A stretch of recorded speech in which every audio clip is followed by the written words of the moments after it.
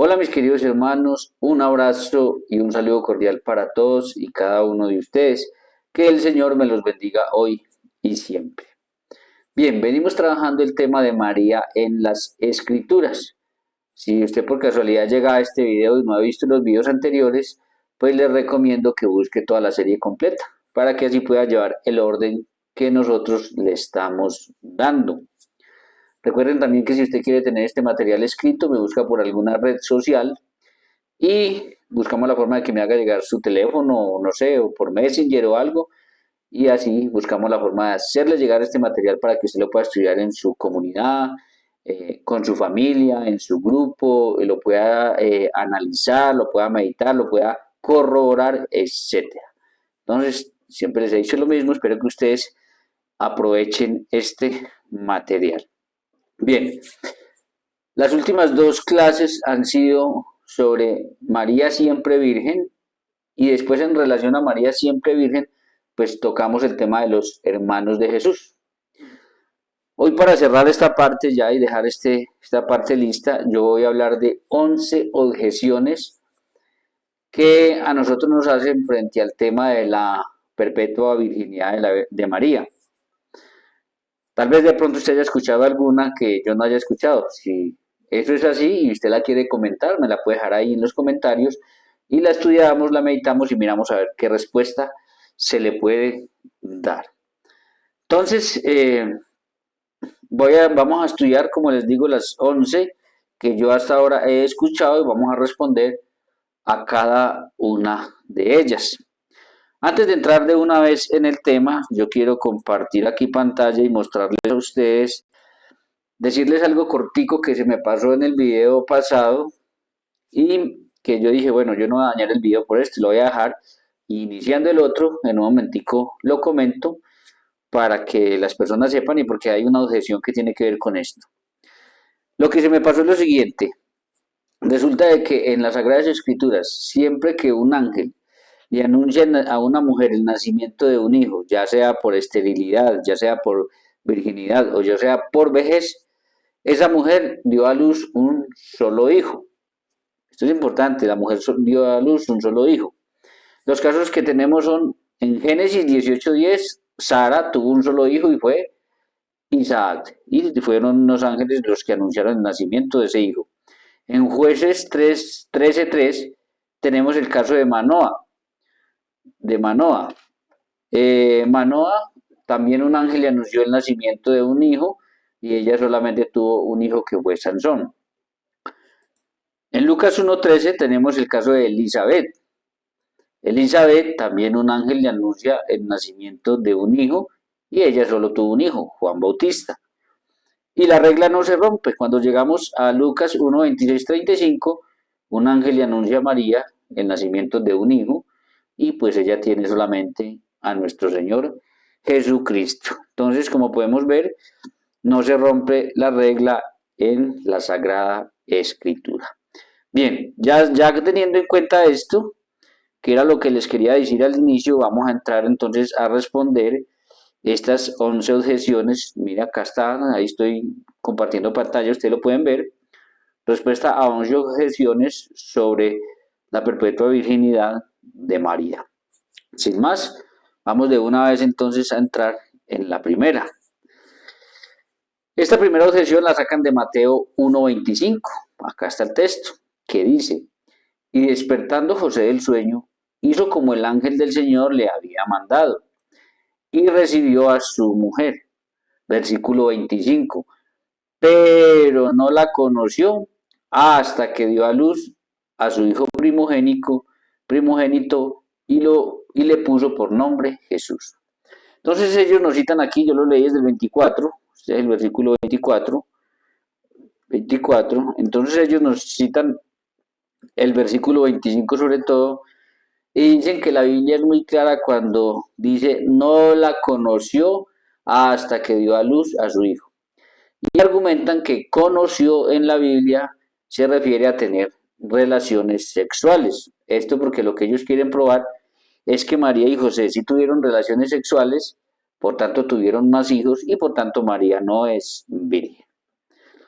Para probar entonces el hecho de que Para ellos la palabra conoció significa tener relaciones sexuales. Entonces ellos nos citan ejemplos como este, Génesis 4:1, que dice, conoció Adán a su mujer Eva, la cual concibió y dio a luz a Caín.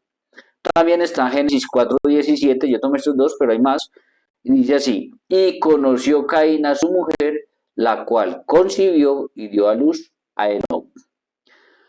Entonces, mis queridos hermanos, esta cita nos dan y con eso pues ellos quieren probar que la palabra conocer en la Biblia efectivamente se refiere a tener relaciones sexuales, que por tanto Mateo 1:25 pues lo que está confirmando es que José y María tuvieron relaciones sexuales.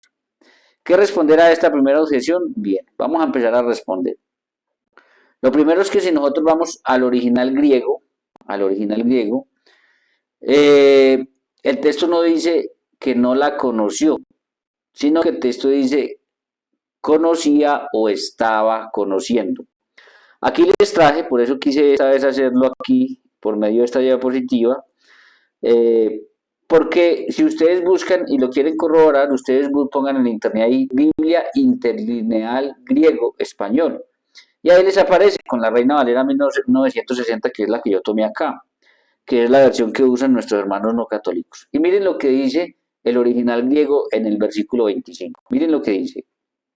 Y no estaba conociendo, miren lo que dice, y no estaba conociendo a ella hasta cuando dio a luz. Entonces es muy importante, mis queridos hermanos, que nosotros entendamos esto mismo. El original, podemos ver nosotros como del original a la versión de la Biblia Reina Valera hay una mala traducción. Porque el original, vuelvo y repito, aquí está en pantalla, dice, y no estaba conociendo a ella hasta cuando dio a luz. Entonces, mis queridos hermanos, lo primero entonces es que hay una mala traducción. Y lo segundo es que en este sentido estaba conociendo, indica más el hecho de que José estaba descubriendo quién era realmente esta mujer, la Virgen María, como la escogida de Dios, como la madre del Mesías ungido, etc. Algo que voy a ampliar un poquito más adelante. Segundo, a pesar de que conoció, no es la palabra original como lo acabamos de ver en el texto griego, sobre la palabra conocer también hay cierta confusión. Porque esta palabra, de acuerdo al contexto, no significa bíblicamente o no se refiere bíblicamente únicamente a tener relaciones sexuales. Para probarlo, miremos lo siguiente. Si nosotros vamos, aquí les tengo el libro del Deuteronomio, capítulo 9, versículo 24 de la Biblia de Jerusalén. Miren lo que dice. Dice, habéis sido rebeldes a Yahvé, vuestro Dios, desde el día que os conoció. Fíjense que está utilizando la misma palabra de Mateo 1:25, conoció. Sería escandaloso pensar que esta palabra solamente tiene el significado de tener relaciones sexuales. Ahora, también miremos a Jesús en el Evangelio de San Juan, capítulo 2, versículo 23 al 25. Miren lo que dice.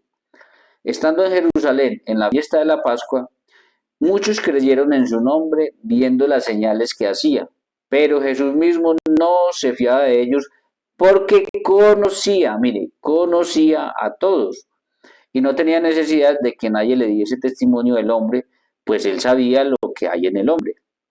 También el mismo Jesús, en el Evangelio de San Lucas capítulo 16, versículo 15, miremos lo que dice, entonces les dijo, vosotros sois los que os justificáis a vosotros mismos delante de los hombres, mas Dios conoce, la misma palabra, mas Dios conoce, aquí está incluso en griego cómo es que se escribe, vuestros corazones, porque lo que los hombres tienen por sublime delante de Dios es abominación. Entonces, mis queridos hermanos, como puede verse, sería escandaloso pensar que la palabra conoció o conocer en la Biblia solo tiene el significado de tener relaciones sexuales. Sería escandaloso porque dice que Dios nos conoció, dice que Jesús conocía a todos y Jesús mismo dice que Dios conoce vuestros corazones. Debido a esto, nosotros entonces encontramos, porque la Biblia siempre busca dar claridad a todo, que en la Biblia hay otra palabra para indicar que una pareja tuvo relaciones sexuales. Y la palabra es llegar. Para probarlo vamos al libro de Génesis capítulo 16 versículo 4. Recuerden que aquí de hecho lo voy a mirar de la Biblia Reina Valera, para que cuando ustedes le muestren esto a un no católico sepan que esto está en la Biblia de ellos. Miren lo que dice Génesis 16:4. Llegóse, ojo, llegóse pues él a Agar, la cual concibió, pero luego al verse ella encinta miraba a su señora con desprecio. Recuerden que esto fue cuando Sara le dio una esclava a Abraham para que tuviera un hijo con ella. Y miren, dice, llegóse pues él a Agar, Abraham Agar, la cual concibió, es decir, llegóse fue que tuvieron una relación, la cual concibió, pero luego al verse ella encinta miraba a su señora con desprecio. Ahora hay un texto que nos lo va a decir mucho más claro y es Génesis 38, versículos 2 y 3 que tienen en pantalla. Miren lo que dice. Escuchen, es qué interesante esto. Allí conoció, y ese conoció es la misma palabra que utilizó el Evangelio de San Mateo capítulo 1 versículo 25. Allí conoció Judá a la hija de un cananeo llamado Suá. Entonces, la conoció. Luego dice, tomándola por esposa, después de que la conoció, porque no la conocía, ahí es donde nos damos cuenta que el texto no solamente tiene un único significado y es relaciones sexuales. Primero la conoció porque no la conocía, luego dice, y tomándola por esposa, entonces, después de que la conoce, la toma por esposa, y miren esto, se llegó a ella, mire, acá está, se llegó a ella, ahí sí tiene la implicación de que tuvieron relaciones sexuales, y ahí sí dice, ella concibió y dio a luz un hijo al que llamó él. Entonces, vuelvo a repetir esto porque Génesis 38, 2 y 3 lo deja completamente claro. Allí conoció Judá, ¿por qué? Porque está indicando que no la conocía, no la había visto. Allí conoció Judá a la hija de un cananeo llamado Suab. Tomándola por esposa, primero la conoce, luego la toma por esposa, se llegó a ella, ahí sí, tuvo relaciones con ella, ella concibió y dio a luz un hijo, el que llamó él. Entonces, mis queridos hermanos, como podemos ver, hay otra palabra que la Biblia usa cuando quiere indicar que una pareja tuvo relaciones sexuales. Entonces, podemos tener nosotros la claridad y podemos ver con la Biblia que la palabra conocer o conoció no tiene un único significado de tener relaciones sexuales, sino que la palabra tiene otros significados. Y cuando sabemos esto, la única manera de saber, ojo, la única manera de saber qué quiso decir el autor es si nosotros leemos el texto en el contexto. Ojo, esto es muy importante que lo tengamos en cuenta. Como ya descubrimos con la Biblia que conocer no tiene un único significado, entonces la única manera de nosotros saber a qué se refería el autor, qué fue lo que quiso decir, es mirando el texto en su contexto. Es el contexto el que nos dice a nosotros a qué se estaba refiriendo realmente el autor. Si conoció porque no la conocía, como en el caso de Judá, a la hija del cananeo, si conocer en el sentido de que Dios conoce nuestros corazones como lo dijo Jesús, o si conoció en el sentido de tener relaciones sexuales, como también lo podemos encontrar y lo podemos ver claramente en las Sagradas Escrituras. Entonces, como ya sabemos que necesitamos el contexto para llegar a descubrir qué fue realmente lo que quiso decir el autor, entonces vamos a mirar el contexto de Mateo 1:25. Vamos a mirar Mateo 1:25, pero con el contexto. Ahora, antes de entrar en el Mateo 1:25, si nosotros vamos al original griego, vemos que el evangelista utilizó ahí en Mateo 25 la palabra ginosco. Aquí se las pongo, mira, acá están, ginosco. Cuando uno busca la palabra ginosco en el diccionario griego va a decir que esa palabra significa conocer. Fíjense que tan interesante conocer, también significa darse cuenta o ponerse al tanto. Fíjense, o ponerse al tanto. Por eso es que al traducir en el original que miramos decía, ella estaba conociendo a ella y no estaba conociendo a ella, se estaba enterando, se estaba dando cuenta, se estaba poniendo al tanto. Entonces es importante que tengamos esto porque eh, aquí al encontrar la palabra ginosco, que es conocer, darse cuenta, ponerse al tanto, entonces nos ayuda a confirmar que realmente lo que estaba pasando era que lo que estaba diciendo el texto ahí es que José se estaba poniendo al tanto, se estaba dando cuenta de quién era realmente la Virgen María, solo hasta después de que Jesucristo nació. Y vamos a mirar el contexto que tiene Mateo 1.25 y verá que con el contexto nosotros vamos a entender más claramente esto. Vamos aquí, dice, ¿cuál es el contexto que rodea esto de Mateo 1.25? El contexto que rodea Mateo 1.25 es que se dieron unos acontecimientos muy importantes que seguramente impactaron mucho la mente de José. El primero fue que llegaron unos pastores a adorar al niño. Cuando Jesús nace, seguramente le llamó mucho la atención a José que unos pastores llegaran a adorar al niño. También cuando Jesús nació, llegaron, según Mateo 2, 1:12, unos magos de Oriente con regalos para adorar al niño y lo adoraron. Seguramente que esto impactó también mucho la mente de José. Tercero, la Sagrada Familia tuvo que huir a Egipto, Mateo 2:13. Recuerden que un ángel se le aparece a José y le dice, toma a la madre y al niño y huye a Egipto porque Herodes está buscando al niño para matarlo. Entonces ellos tienen que dejar todo lo que tenían en ese momento, tienen que huir porque Herodes va a matar al niño y se convierten en extranjeros en una nación lejana. Luego, por ahí pasados 2 o 3 años, vuelve el ángel y se aparece y les dice, vuelvan a dejar todo y regresen nuevamente. Eso está en Mateo 2, 19, 21. Otra vez tienen que dejar todo lo que ya tenían allá y volver y regresar. Entonces, si nosotros tenemos en cuenta el contexto de cuando nace Jesús, es fácil darse cuenta que José de verdad conoció quién era realmente su esposa, María, hasta después de que Jesús nació. Fue hasta entonces que José conoció quién era ella como la escogida de Dios, como la madre del Mesías, como la madre del Hijo de Dios, como la llena de gracia, etc. Hasta antes del parto es probable que José haya sido asaltado por dudas, como claramente las tuvo cuando se dio cuenta de que, de que María estaba en embarazo y él decidió repudiarla.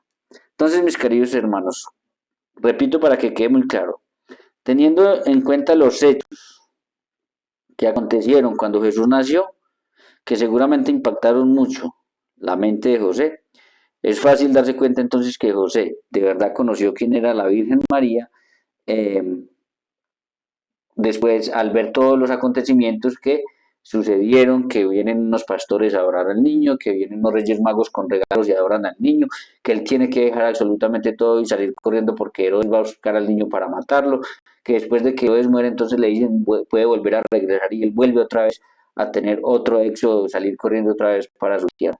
Creo que si miramos ese contexto es fácil darnos cuenta, mis queridos hermanos, que ese conocido de Mateo 1.25 se refiere más al hecho de que por eso dice, el original estaba conociendo a ella.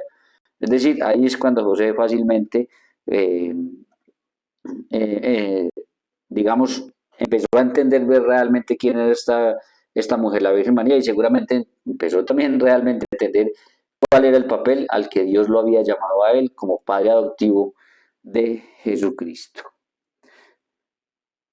Entonces, ahora, tal vez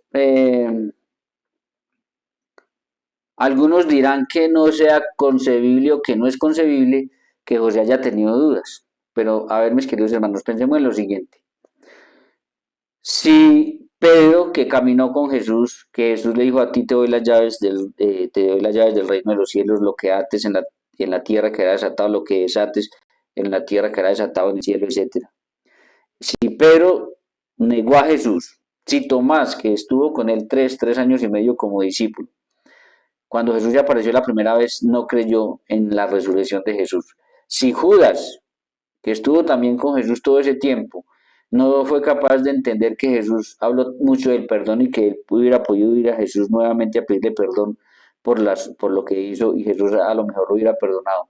Y aún así él tomó la decisión de ir a ahorcarse. Si estas personas tuvieron dudas, pues imagínense cuántas dudas pudo haber asaltado José, que no nos dice la Biblia que haya visto a Jesús ejerciendo su ministerio y no haya visto haciendo milagros. Ahora, estas personas que sí vieron todo eso, tuvieron dudas, entonces, ¿por qué no las pudo haber tenido un hombre como José? Y más cuando nosotros ya sabemos que José, cuando se enteró que estaba en embarazo, tuvo sus dudas y estuvo a punto de repudiarla y Dios tuvo que mandar un ángel a explicarle la situación para que él no la repudiara.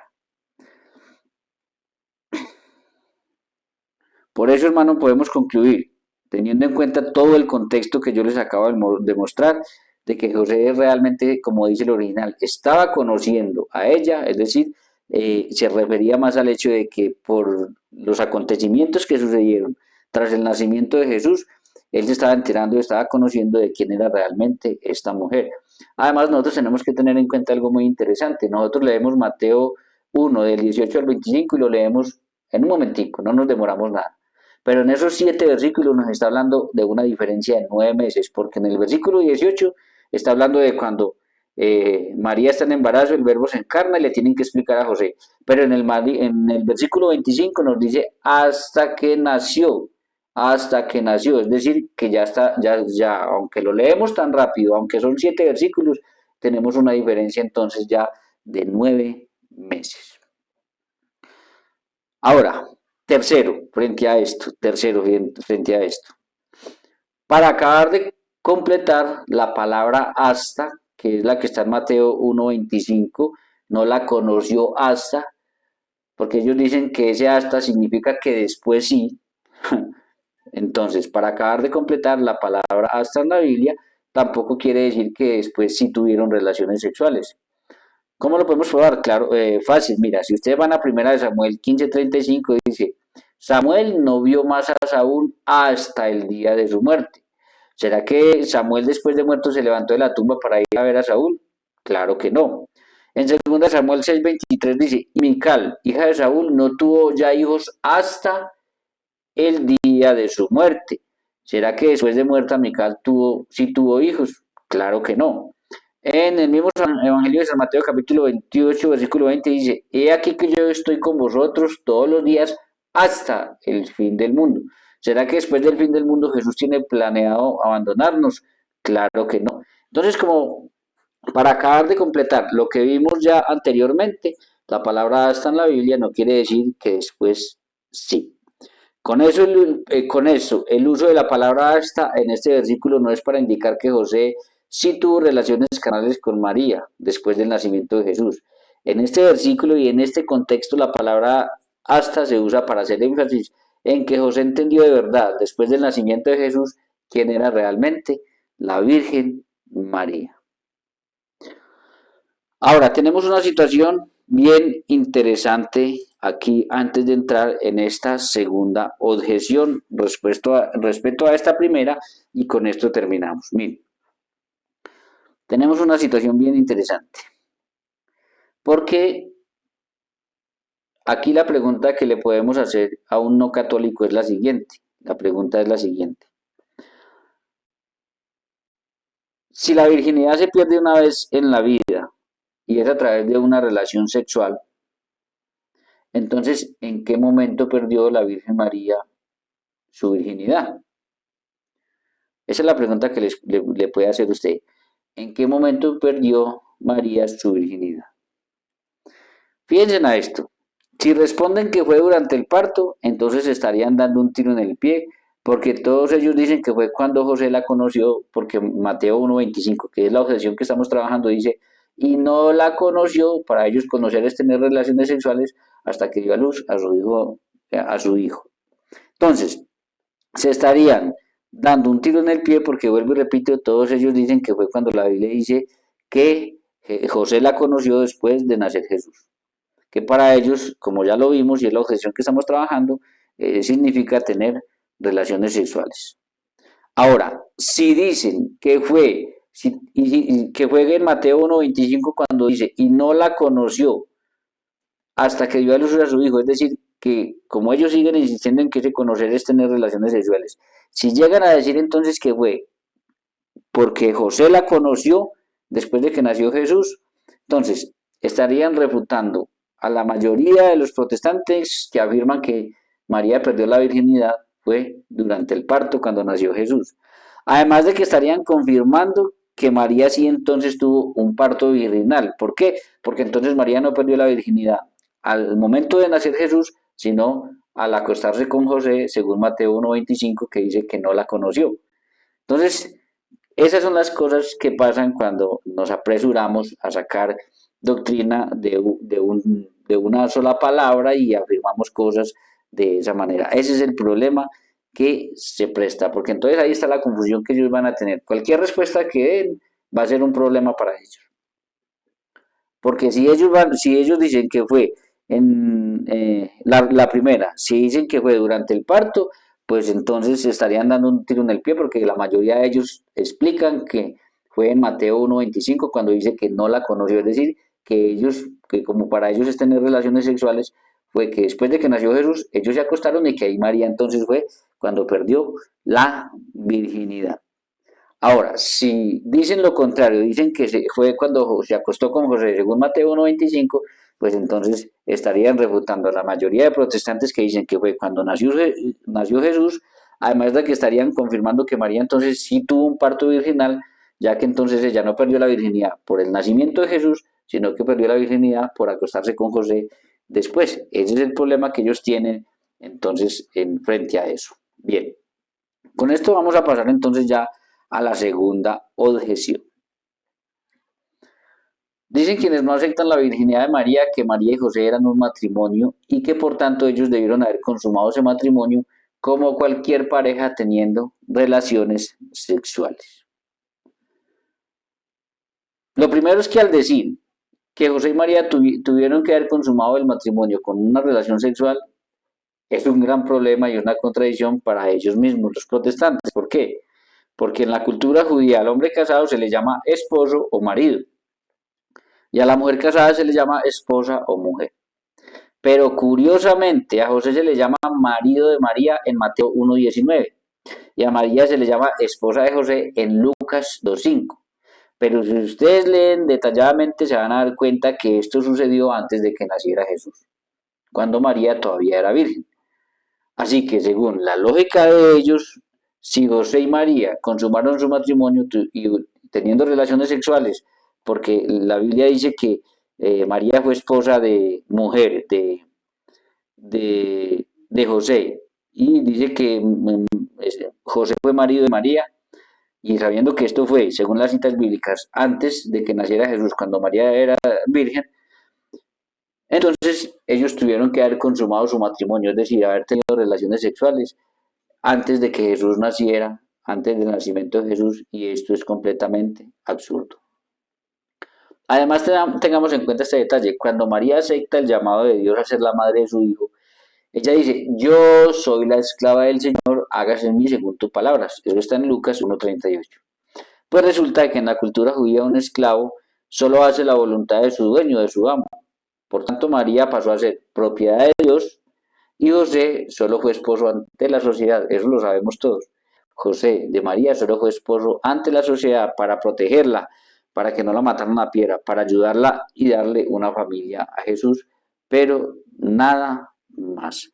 Entonces, así yo respondería a esa segunda objeción. Además, añadiéndole a esa segunda objeción, pues hay que tener claro que el matrimonio de José y María no es un matrimonio común y corriente, no, es un matrimonio único en la historia de la humanidad. Solo ellos dos pueden decir que fueron escogidos por Dios para ayudar, para criar, para cuidar, para eh, darle un hogar a Dios hecho hombre en la persona del Hijo. Entonces ese no es un matrimonio común y corriente, es un matrimonio único y especial. Por eso a cada uno Dios, por medio de un ángel, le hace un llamado. Por eso a María se lo hace y luego por medio del mismo ángel le hace un llamado a José para que acepte lo que Dios, el plan que Dios le está proponiendo. Entonces, no es un matrimonio común y corriente, por lo tanto, no tenían que haber consumado, como muchos piensan, ese matrimonio con una relación sexual. Vamos para la tercera objeción. Tercera objeción. Ellos, los no católicos, buscan versiones de la Biblia católica donde en Isaías 7:14 no habla de una virgen, sino que habla de una joven. Esto es muy interesante, presten atención a esto. Ellos buscan versiones de la Biblia católica, donde Isaías 7:14, que está la profecía sobre que una virgen concebirá y dará a luz un hijo, que ya lo tratamos y ustedes pueden buscar el tema más atrás. Entonces, ellos buscan versiones donde no habla de una virgen, sino de una joven. Y dicen que el texto, que la profecía no decía que una virgen, sino que decía que una joven. Porque al no decir la profecía que una virgen, sino que una joven, pues es más fácil hacerle el quite al hecho de que María es virgen antes, durante y después del parto, no solamente porque Mateo lo confirma, sino porque así lo había profetizado Isaías 7:14. ¿Qué responder entonces a esta objeción? Lo primero que vamos a responder a esta objeción es que en Israel una joven que no se ha casado es virgen. ¿Por qué? Recordemos que los hijos en Israel son propiedad del padre de familia mientras no se casan y que la mujer que resultara en embarazo sin ser casada debía de ser asesinada a piedra. Aquí está, eso lo encuentran ustedes en Deuteronomio, capítulo 22, versículos 20-21. Además de eso, esa mujer era la vergüenza de la familia, la borraban de la familia porque era la vergüenza de la familia por generaciones. Entonces, teniendo en cuenta este contexto, una mujer joven en el pueblo de Israel, sometida a su padre, siendo propiedad del padre, teniendo en cuenta de que si tenía relaciones sexuales y se daban cuenta, o resultaba en embarazo, sin ser casada, y teniendo en cuenta que se convertía en la vergüenza de la familia por generaciones, una mujer joven en Israel era una virgen.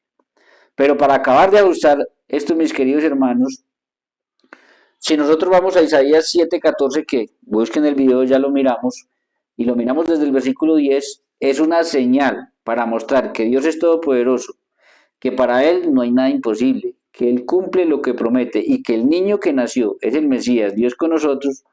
Entonces, si es una señal para mostrar eso de Dios, ¿qué señal es que una joven esté en embarazo si cualquier joven que esté casada puede estar en embarazo? Entonces no sería ninguna señal.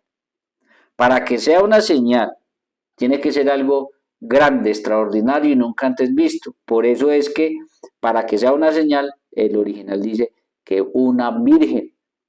Porque eso sí es una señal. Que una joven que ya esté casada, esté en embarazo, no es ninguna señal. Pero que una mujer que sea virgen, que nunca se haya estado con un hombre, esté en embarazo sin haber tocado nunca a un hombre, eso sí es una gran señal. Entonces, esa es la señal que a nosotros nos comprueba que realmente Dios es todopoderoso, que Él cumple lo que promete y que ese niño que nació es el verdadero Mesías, Dios con nosotros. Por eso es que a nosotros sí nos interesa mucho esa señal. Tercero, además de todo esto, esto es tirado por el piso por el mismo evangelista Mateos. Y les voy a decir por qué. Aquí lo tengo en pantalla, Mateo 1, 22, 23. Miren, les voy a decir cómo el mismo evangelista Mateo tira eso por el piso. Miren lo que dice Mateo. Todo esto aconteció para que se cumpliese lo dicho por el Señor por medio del profeta. ¿Cuál profeta? Isaías 7:14. Cuando dijo, escuchen lo que dice Mateo que dijo el profeta. He aquí una virgen. Miren, aquí el evangelista Mateo no dice que una joven. El evangelista Mateo, cuando nos trae la profecía, dice que el profeta dijo, he aquí una virgen concebirá y dará a luz un hijo, y llamará su nombre Emmanuel, que traducido es Dios con nosotros. Entonces, mis queridos hermanos, como podemos ver, buscar versiones de la Biblia donde dicen que una joven, y utilizar ese argumento para tratar de desmentir el hecho de que la profecía decía que la mujer iba a ser virgen, cosa que corrobora Mateo.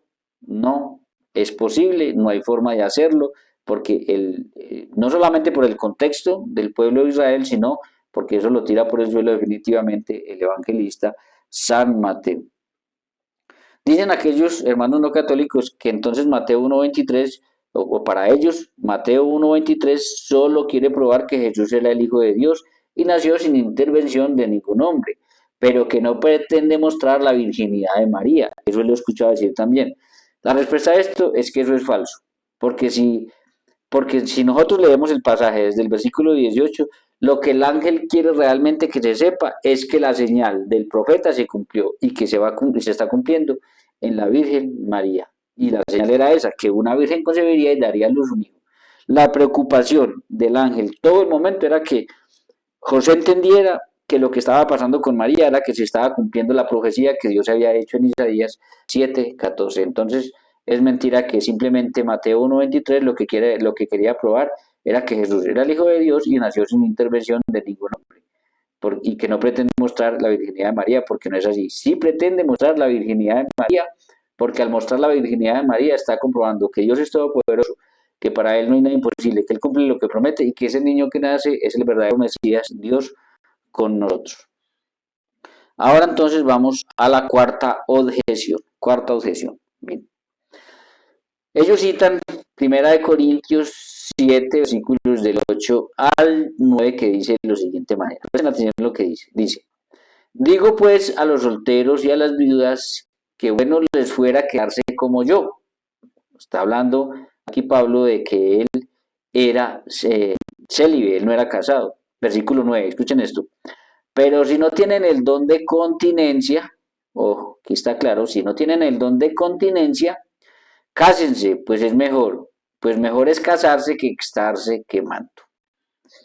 Bien, sobre esto he escuchado yo que dicen que nadie tiene el don de continencia si Dios no se lo da, y que José y María no tenían el don de continencia y que eso lo prueba el hecho de que ellos ya estaban comprometidos, es decir, desposados.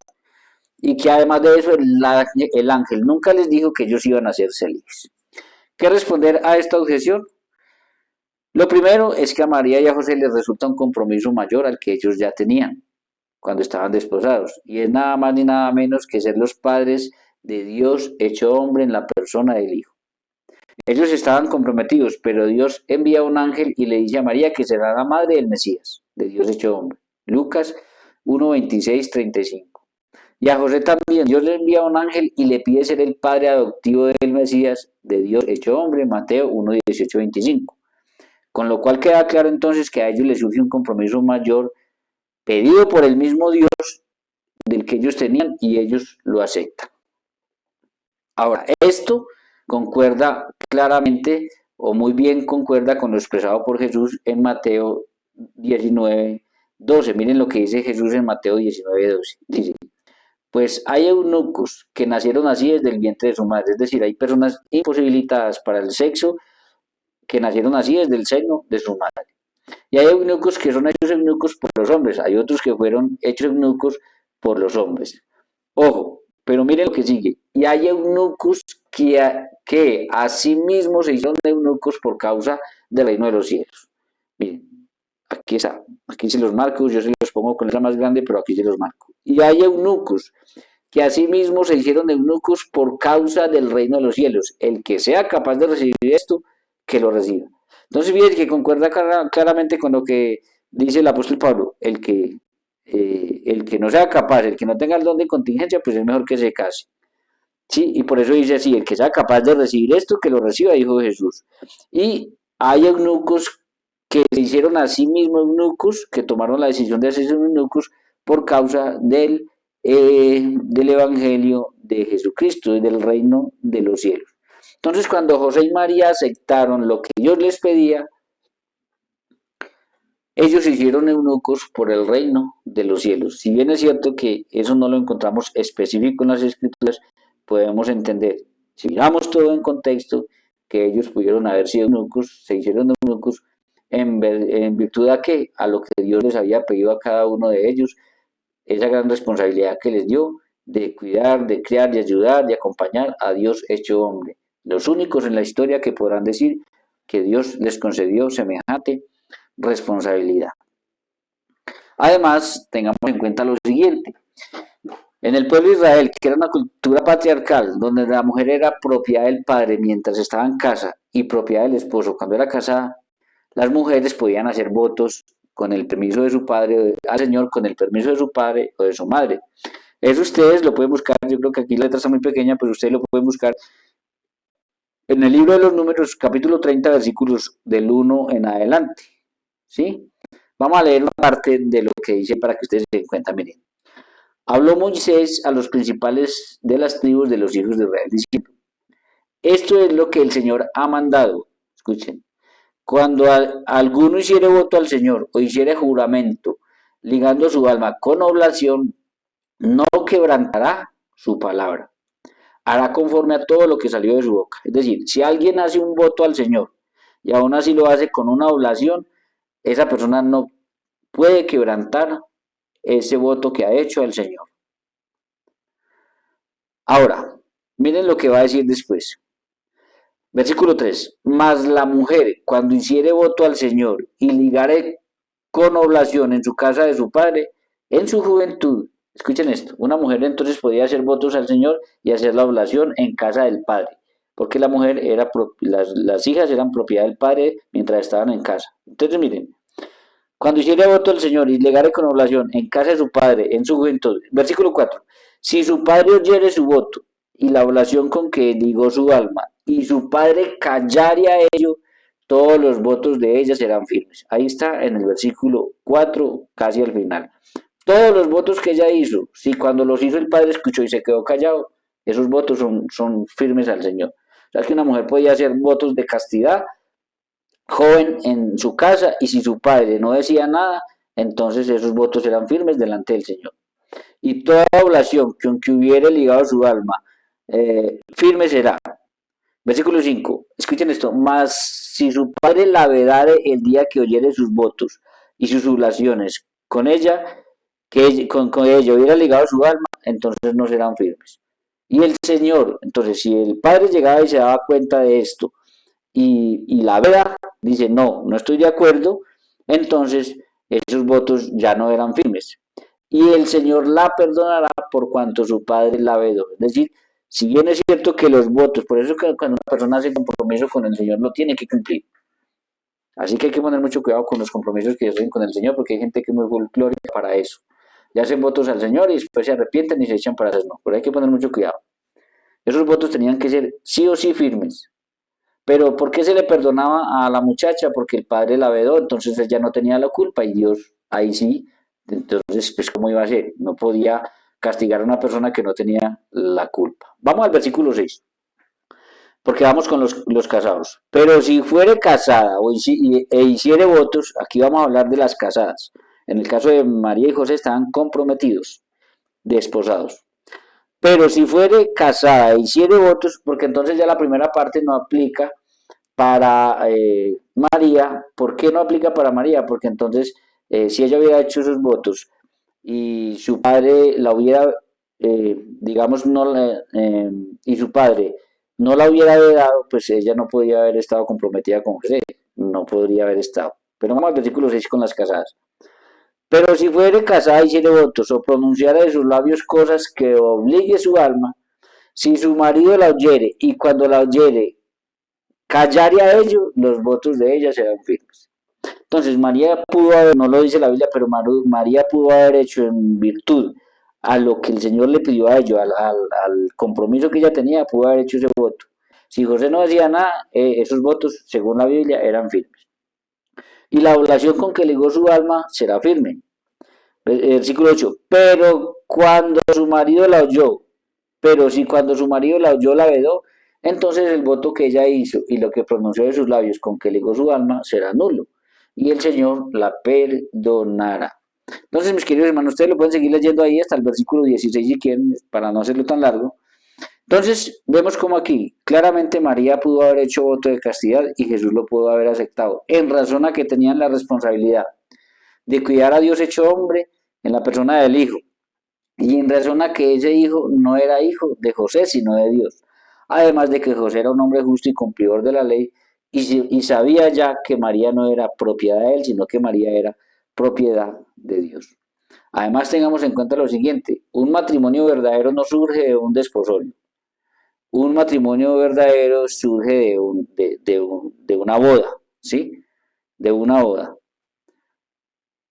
Pero vemos que José y María estaban desposados, luego aceptan el plan de Dios, el proyecto de Dios, aceptan cada uno lo que Dios les propuso y por eso la Biblia nunca los va a mencionar a ellos que hubieran hecho un matrimonio o una boda más adelante. Entonces, eso sería lo que podríamos responder a esa objeción. Vamos con la quinta objeción. Vamos con la quinta. Espero que ya ustedes las puedan pedir escritas para que las hagan con más calma, con más tranquilidad y que lo puedan estar meditando y profundizando. Si algo se les ocurre que se me pase, ustedes con mucho gusto me escriben y tratamos de responder. Vamos para la quinta. Cuando les presentamos el argumento que les di al principio, que se me quedó la vez pasada, que cada vez que un ángel le anuncia a una mujer, ya sea por ancianidad, virginidad o esterilidad, el nacimiento de un hijo, esa mujer solamente pudo tener un hijo. Entonces ellos nos citan Jueces 16:30. Acá está, miren lo que dice. Y dijo Sansón, muera yo con los filisteos. Entonces se inclinó con toda su fuerza y cayó la casa sobre los principales y sobre todo el pueblo que estaba en ella, y los mató. Al morir fueron muchos más los que había matado durante su vida. Escuchen esto, versículo 31. Y descendieron sus hermanos y toda la casa de su padre, y le tomaron y le llevaron y le sepultaron entre Sorá y Estaol, en el sepulcro de su padre Manoah. Y él juzgó a Israel 20 años. Entonces, mis queridos hermanos, miren qué detalle tan interesante. Nosotros decimos que siempre que un ángel anuncia el nacimiento de un hijo a una mujer, ya sea por ancianidad, por virginidad o esterilidad, esa mujer solamente tuvo un solo hijo. Pero ellos nos llevan a Jueces 16:30 y nos dicen que en el versículo 31 dice claramente, y descendieron sus hermanos, es decir, hermanos de Sansón. Ojo, hermanos de Sansón. Que entonces que eso rompe con la regla, que por tanto es mentira, que siempre que un ángel anuncia el nacimiento de una mujer de un hijo, de esa mujer solamente tuvo un solo hijo. ¿Qué responder a esto? Miren, la respuesta es muy sencilla. ¿Qué responder a esto? Dice así, resulta que esta mujer era estéril. En el caso de la madre de Sansón, ella era estéril. Y si ella es estéril y si le anuncia el nacimiento de un hijo, pues ¿cuántos hijos va a tener? Uno. Si ella es estéril y se le anuncia el nacimiento de dos hijos, ¿cuántos va a tener? Dos. Si ella es estéril y se le anuncia el nacimiento de cinco hijos, ¿cuántos va a tener? Cinco. Pero resulta de que ella es estéril y se le anunció el nacimiento de un hijo, por tanto ella pudo haber tenido solamente un solo hijo. Entonces, ¿qué pasa aquí? Si esos hermanos mencionados ahí son hermanos de Sansón, no son hermanos de Sansón por parte de la madre, sino del padre. Además recuerden esto, miren, en el tema anterior de los hermanos de Jesús, nosotros vimos que en el Antiguo Testamento solamente existía una palabra para hermanos y se le llamaba hermanos a todo tipo de parientes, personas de una misma comunidad, personas de una misma fe, etc.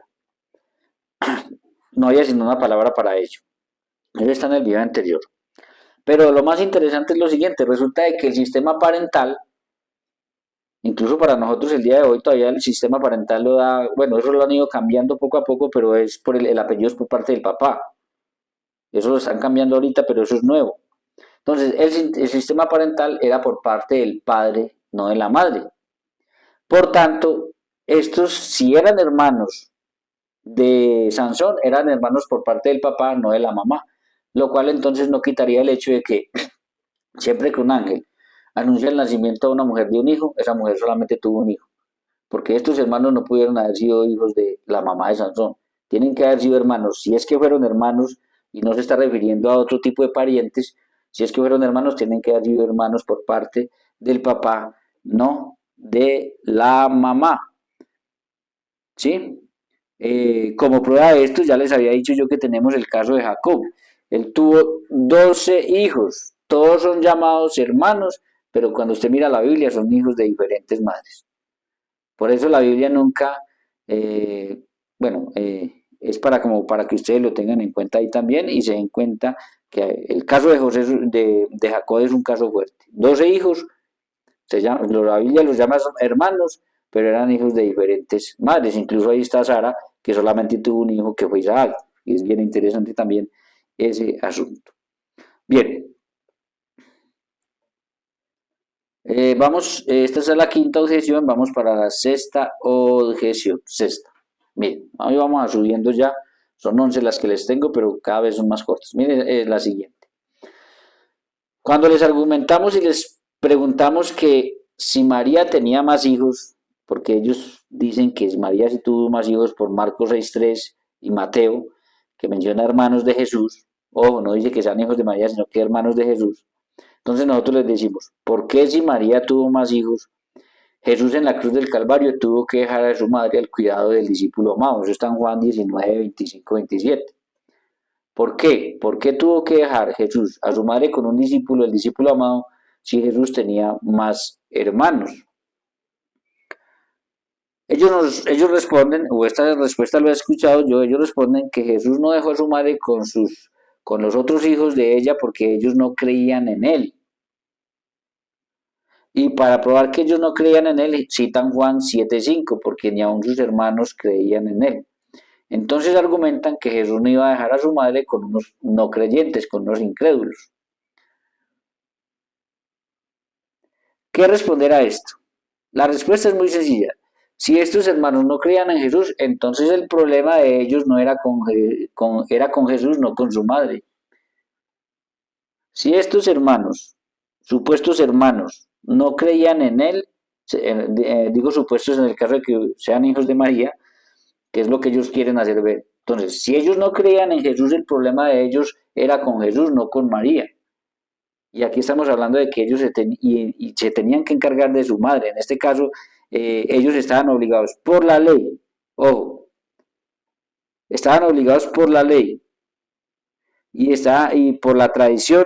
El hijo mayor después de Jesús estaba obligado a hacerse cargo de su madre. Entonces, aunque no fueran creyentes, el problema de ellos no era con María, el problema de ellos era con Jesús. Entonces, sí tenía la responsabilidad de encargarse de su madre. Probablemente nos digan lo siguiente porque lo he escuchado, que Jesús estaba por encima de la ley. El problema es que sí, Jesús dejaba a su madre con un discípulo en vez de con un hermano, pues Jesús no habría cumplido la ley. Por tanto, su muerte no nos hubiera redimido. Posiblemente digan, y esto es porque lo escuché, que Jesús iba a clavar esa ley en la cruz y que por tanto no era necesario cumplir esa ley. La respuesta es que si eso hubiera sido así, si eso fuera así, Jesús no hubiera podido decir al final todo está cumplido, porque eso sería una mentira, porque él tenía la responsabilidad de dejar, no solamente por ley, sino por tradición, de que se encargara de María el mayor después de él. Además tenemos un detalle interesante. Si ustedes miran, antes de Pentecostés, María aparece con esos hermanos de Jesús y con los discípulos. Eso está en Hechos de los Apóstoles, capítulo 1, versículos 12 y 13. Lo que quiere decir que esos hermanos ya creían en Jesús, lo cual era una oportunidad perfecta para que alguno de ellos se llevara a María para su casa y así mostrara que de verdad ya creían en él, en Jesús. Ahora miremos unas cosas de pura lógica, sentido común. A ver. ¿Qué sentido tiene? Reflexionen esto, mi querido hermano. ¿Qué sentido tiene que Dios le hubiera dado hermanos a Jesús por parte de su madre si estos se iban a encargar de decirle al mundo entero que Jesús no era el Mesías? Eso no tiene ningún sentido porque entonces sería el mismo Dios el que le estaría poniendo una traba a su hijo para que cumpliera lo que él mismo le mandó a hacer. Y miren, analicemos este otro detalle, esto es para reflexionar, esto que le estoy diciendo. José desaparece en las escrituras cuando Jesús tenía 12 años y subieron al templo. Y al no estar presente cuando Cristo murió en la cruz, por estar ya muerto, Jesús deja a su madre al cuidado del discípulo amado. Si hubiera estado José, pues él no hubiera tenido que dejar a María al cuidado del discípulo amado porque la hubiera podido dejar con José. Entonces, sería injusto, reflexionen esto, sería injusto si José y María tenían tantos hijos que María quedara viuda tan joven y con un montón de muchachos para criar. Sería injusto, eso no hubiera sido justo. Que María tan joven hubiera quedado viuda con un montón de muchachos para criar, fuera de la gran responsabilidad que ella tenía delante de Dios mismo, dada por el Dios mismo, de criar a su Hijo Jesucristo, Dios hecho hombre. Yo le preguntaría, en el caso de esta objeción, a los hermanos no católicos, si Juan 7:5 dice, porque ni aun sus hermanos creían en él, ¿será que Jesús mandó a sus hermanos para el infierno porque no creían en él? Bien, ahí dejo la pregunta, cada uno la reflexiona. Séptima objeción, vamos para la séptima ya mismo. Séptima objeción, dice, ellos nos citan Gálatas 1:18 y 19, que miren lo que dice. Después pasados 3 años, está hablando Pablo, ¿no? Después pasados 3 años subí a Jerusalén para ver a Pedro y permanecí con él 15 días. Entonces él cuenta que él después de 3 años subió a Jerusalén a ver a Pedro y permaneció 15 días con él. Versículo 19, ojo, pero no vi a ningún otro de los apóstoles sino a Jacobo, el hermano del Señor. Entonces él dice, mire, cuando yo subí allá a Jerusalén y estuve con Pedro 15 días, yo no vi a ninguno de los apóstoles. Al único que vi fue a Jacobo, que es el mismo Santiago, el hermano del Señor. Entonces ellos nos muestran esto y nos dicen que Jacobo, mencionado en Marcos 6:3 como hermano de Jesús, sí era hermano de Jesús, y que esto lo comprueba el mismo Pablo cuando dice que cuando subió a Jerusalén solamente vio a Jacobo, el hermano del Señor. ¿Qué responder a esta objeción? ¿Qué responder? Bien. La respuesta es muy sencilla, miren. Resulta de que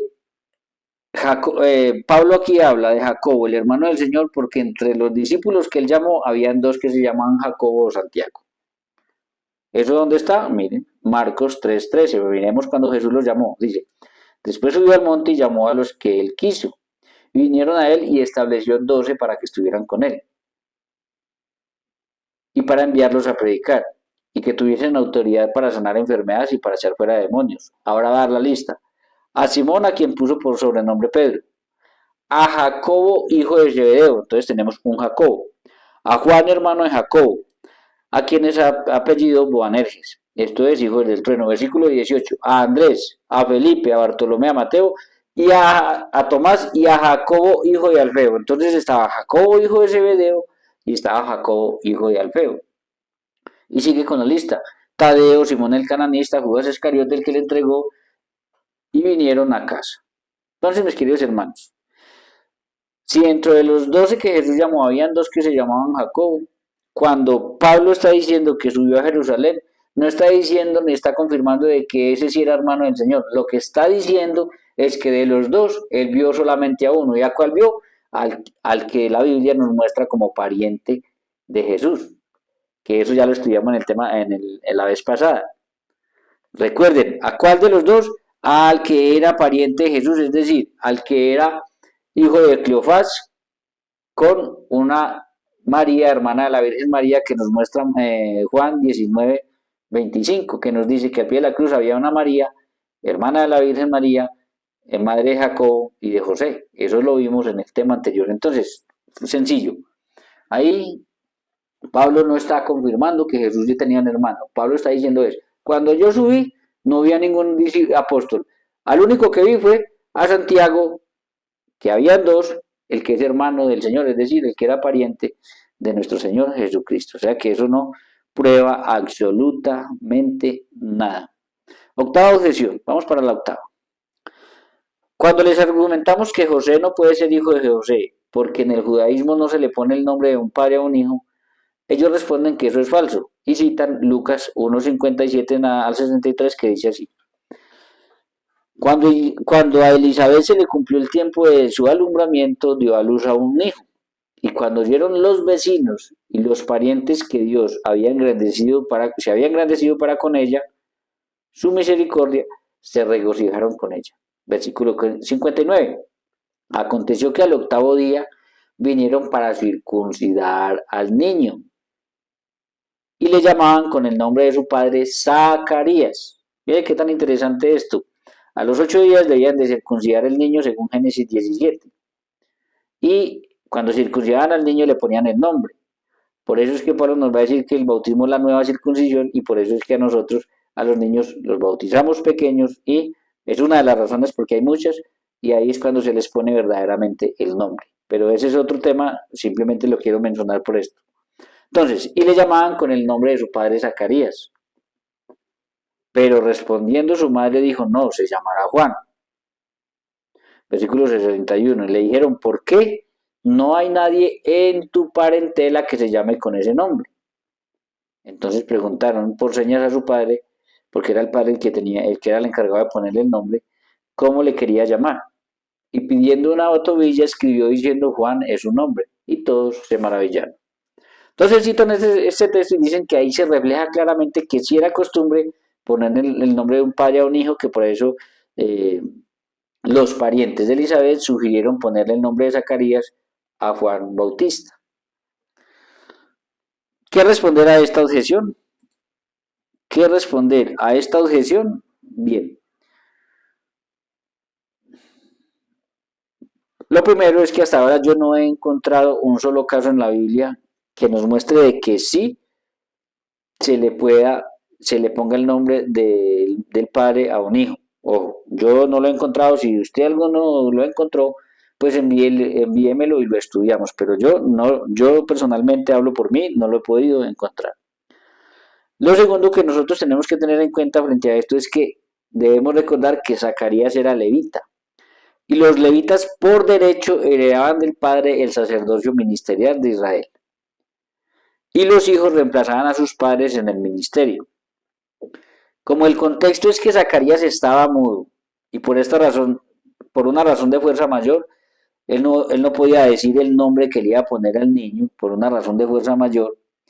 Entonces, como ese niño heredaba el sacerdocio por derecho propio, por nacer de un sacerdote levita, entonces los familiares le sugirieron a ponerle el nombre a Juan, el nombre de su padre Zacarías. Pero aunque fue una razón de causa mayor, no lograron hacerlo. Además de eso, perdón, además de eso, si nosotros miramos bien en detalle el pasaje bíblico, dice no hay nadie en tu parentela con ese nombre, porque en la parentela posiblemente sí se usara el mismo nombre, pero una cosa es en la parentela y otra cosa es del padre al hijo, es muy diferente. Por eso dice aquí, versículo 61, no hay nadie en tu parentela que se llame así. Entonces es muy posible y seguramente que sí, en la parentela sí, pero del padre al hijo no se usaba. Ahora, no podemos olvidar el contexto acá. El contexto es un contexto de fuerza mayor, teniendo en cuenta de que Juan heredaba de su padre, que era sacerdote levita, por derecho propio el sacerdocio. Entonces, posiblemente por eso fue que, como él estaba mudo y no podía decir cuál era el nombre que iba a llevar el niño, posiblemente que esa fue la razón para que los parientes entonces sugirieran que llevara el mismo nombre de su padre. Eso por un lado. Tercero, uy, se me fue. Tercero. Perdón, se me fue. Hay objeciones. Objeciones. Estamos en la octava. ¿Sí? Disculpen que se me fue. Es que lo tengo por acá escrito para tratar de poner allí lo más resumido posible.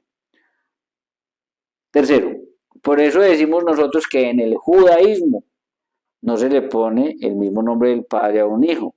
Y cuando hablamos del judaísmo estamos hablando de la tribu de Judá, que era a la que pertenecía José. Ojo, cuando se habla de judaísmo se habla de la tribu de Judá. No se habla de todo Israel, sino de la tribu de Judá. Por eso cuando nosotros decimos esto, lo decimos refiriéndonos a la tribu de Judá. Entonces esa sería la respuesta. La respuesta es que hay un contexto. Un contexto es que el padre le pone el nombre al hijo. Juan heredaba por derecho propio el sacerdocio ministerial porque era levita. El padre estaba mudo, no podía decir cuál era el nombre. Entonces le sugieren y le dicen es en tu parentela. Ojo, no dicen, no, es que no hay nadie que lleve, o no se refieren a que se le pueda poner el nombre del padre a un hijo, sino que dicen, no hay nadie en tu parentela que lleve ese nombre. Entonces a lo mejor lo quisieron honrar poniéndole el nombre del padre, ya que heredaba el sacerdocio. Pero hay un contexto detrás que es el que nosotros tenemos que tener en cuenta, pues para darnos cuenta por qué tal vez la familia sugirió que llevara ese nombre. Pero aún así, como eso no es normal, como no hay casos en el judaísmo de que eso sea así, por eso no lograron hacerlo, no fueron capaces de hacerlo y resultó incluso escribiendo el nombre para que no se cometiera o no se rompiera con algo que seguramente era muy claro y era una regla para ellos. Además de que para ellos el nombre, los nombres en Israel no son nombres tirados al azar, son nombres que tienen algo que ver, alguna respuesta con Dios, algo que tiene que ver con Dios, tienen un significado. Todos los nombres tienen un significado. Bien, pasemos a la novena objeción. Nos faltan tres entonces. Novena objeción. Eh, Dicen algunos no católicos que la Biblia debe ser racional, que cómo es posible que un matrimonio viva tantos años sin tener sexo, que además cuando aparecen los hermanos de Jesús siempre están en un entorno familiar, que por tanto nosotros somos irracionales al no creer que los hermanos de Jesús sí eran hijos de María. ¿Qué responder a esto? Lo primero es que la Biblia no dice que sean hijos de María. Punto número uno. La Biblia dice hermanos de Jesús y por eso lo estudiamos la vez pasada, los hermanos de Jesús, pero no dice que sean hijos de María. Segundo, este no era un matrimonio cualquiera, este fue un matrimonio especial, único en la historia, porque de toda la humanidad solo a ellos dos escogió Dios con la misión especial de criar a Dios hecho hombre. Tercero, la Biblia no siempre es racional, porque si no, ¿qué racional tiene que una mujer conciba en su vientre un hijo sin haber estado nunca con un hombre? ¿Eso tiene algo racional? ¿Qué hay de racional en los milagros que hizo Jesús? Convertir agua en vino, caminar sobre las aguas. ¿Hay algo de racional en eso? No. Entonces, más que racional, la Biblia es un libro de fe. Sí hay cosas racionales, pero la Biblia es un libro de fe. Cuarto, en Israel no solo se consideraba familia al entorno cercano, es decir, papá, mamá, hermanos, sino que también se consideraba familia a los esclavos, a los tíos, a los primos. Pero pero eso del entorno familiar que ellos nos quieren poner ahí, que es que ahí aparece los hermanos de Jesús en un entorno familiar, realmente no prueba absolutamente nada, porque incluso los esclavos pertenecían al entorno familiar, los tíos pertenecían al entorno familiar, los primos pertenecían al entorno familiar. Entonces, eso no prueba absolutamente nada. Décima objeción. Décima objeción. Acá está. Ellos nos citan Lucas 2:21 al 24, que dice lo siguiente. Cumplidos los 8 días para circuncidar al niño, le pusieron por nombre Jesús, el cual le había sido puesto por el ángel antes que fuese concebido. Y cuando se cumplieron los días de la purificación de ellos, conforme a la ley de Moisés, le trajeron a Jerusalén para presentárselo al Señor. Versículo 23, como está escrito en la ley del Señor, todo varón que abriere la matriz será llamado santo al Señor. Y para ofrecer, conforme a lo que dice en la ley del Señor, un par de tórtalas o 2 palominos. Este pasaje bíblico lo leen y dicen que María sí rompió matriz y que por eso tuvo que ir al rito de la purificación. Recuerden que el hecho es mostrar que María no es virgen, que de alguna manera María no es virgen. Entonces, dicen que María sí rompió matriz y que por tanto que por eso tuvo que ir al rito de la purificación, que por tanto María fue virgen antes del parto, pero no después del parto. ¿Qué responder a esto? Miren, a esto podemos responder lo siguiente. Lo primero es que Jesús no necesitaba ir a la circuncisión ni el bautismo. Pero como ellos estaban bajo la ley, tenían que cumplirla, porque si no incurrían en pecado. María entonces, como buena judía, fue a cumplir con la ley, pero eso no prueba que ella dejó de ser virgen. Segundo, si ella fue a purificarse porque sangró y por lo tanto perdió la virginidad, Entonces, todos los hombres hubieran tenido también que ir a purificarse después de tener la primera relación sexual con su esposa, porque ellas cuando rompían el himen y sangraban, ellos quedaban impuros con esa sangre. Y en la Biblia entonces no encontramos por ninguna parte ese precepto. Tercero, las mujeres no iban al rito de la purificación porque perdían la virginidad, porque la virginidad la perdían 9 meses antes del parto, cuando tenían su primera relación con su esposo. Esto es interesante.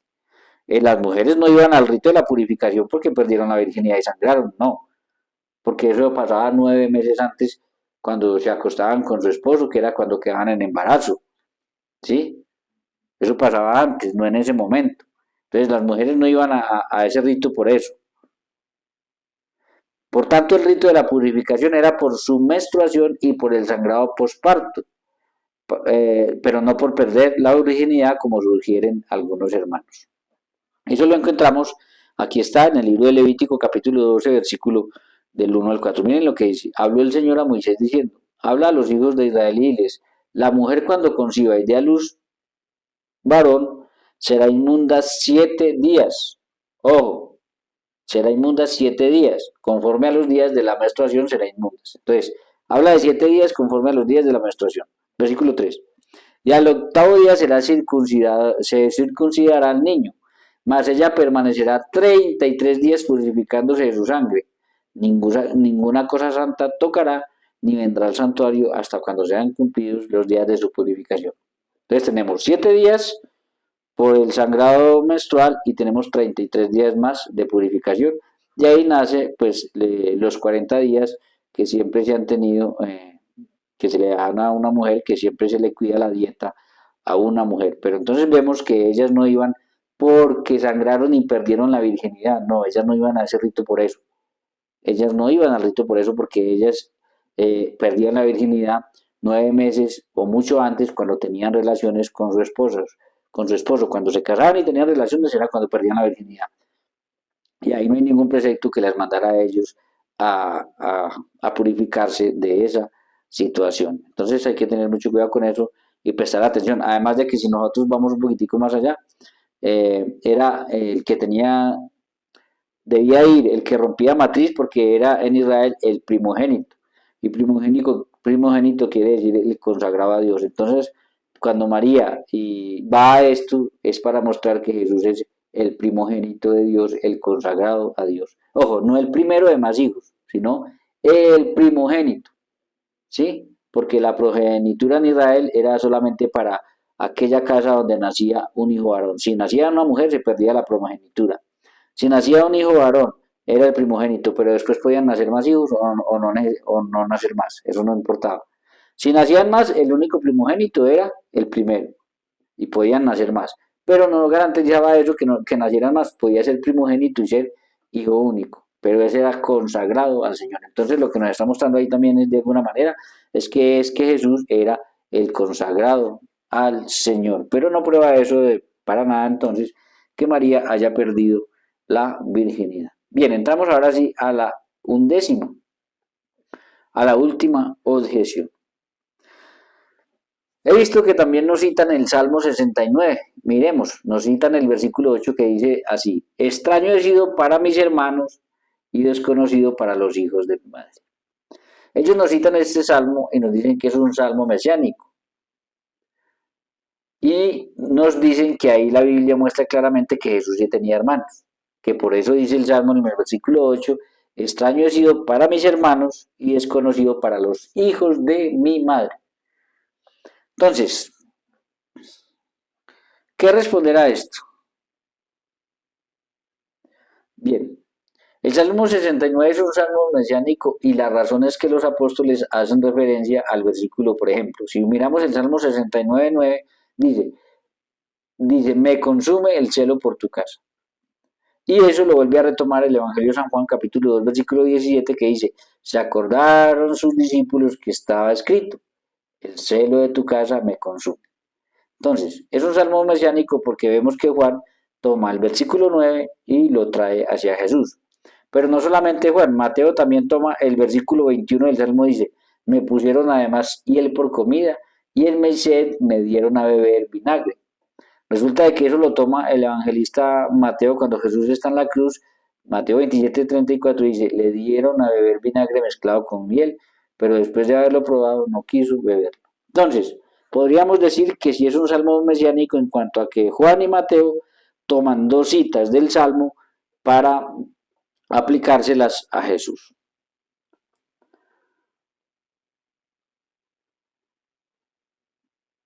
Pero ¿cuál es el detalle? El detalle es que no todo el salmo es mesiánico.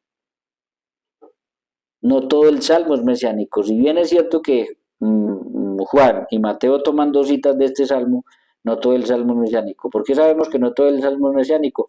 Porque miren lo que dice el versículo 5, dice, Dios, tú conoces mi insensatez. Entonces, si todo el salmo es mesiánico, tendríamos que decir que Jesús es insensato. Y miren lo que dice, y mis pecados no te son ocultos. Entonces, si todo el salmo es mesiánico, entonces tendríamos que admitir que Jesús tuvo pecados.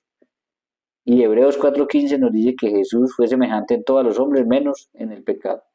Es decir, que contradeciría, si todo el salmo es mesiánico y tenemos en cuenta este versículo 5, entonces estaría la Biblia contradiciéndose. Y la Biblia no se contradice. Es por eso, mis queridos hermanos, que si bien es cierto que es mesiánico en cuanto a que Juan y Mateo toman dos citas de este salmo, no todo el salmo es mesiánico porque no podríamos estar de acuerdo con que Jesús es insensato y no podríamos estar de acuerdo con que Jesús entonces tuvo pecados. Ahora, en base a esto también se puede decir que este es un salmo mesiánico, ya vimos, porque Juan y Mateo toman dos citas, pero no es una profecía de María como si lo es Isaías 7:14. Miren qué tan interesante. Puede ser un salmo mesiánico, pero no es una profecía sobre María como si tenemos claro que es Isaías 7:14. Porque Isaías 7:14 dice, aquí una virgen concebirá y dará a luz un hijo y llamarán su nombre Emmanuel. Y esa cita la trae Mateo 1:23 cuando dice que lo que se está cumpliendo en María fue lo que dijo el profeta en Isaías. Entonces, una cosa es que yo diga que es un salmo mesiánico porque tomaron dos citas de ahí, otra cosa es que yo no puedo decir que todo el salmo es mesiánico y otra cosa es que no es una profecía sobre María, sino que está tomando Juan y Mateo unas citas de ahí para referírselas a Jesús. Entonces, teniendo en cuenta esto, ¿a qué se puede estar refiriendo el versículo 8 cuando dice, extraño he sido para mis hermanos y desconocido para los hijos de mi madre? Habiendo visto lo anterior, lo más seguro es que haga referencia a Israel como madre y se refiera a los israelitas como sus hermanos. O también puede ser que se refiera a la madre del salmista y a los hermanos del salmista.